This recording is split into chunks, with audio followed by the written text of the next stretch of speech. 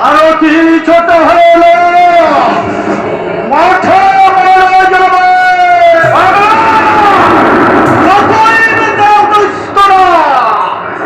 দেশ ধ্বংসের খেলা বড় জোরের বড় এই মাটির মায়ের বাংলায় আগামী গ্রস্ত মানবিকতায় অনেকে এই কাজে হেতা সেই দিকের সমস্য তাদের সঙ্গের মাতা তার শেষে বরস চলে প্রতিবাদে গর্জায় সবার আগে চলো রে তোদের চিতা নিশ্চয়।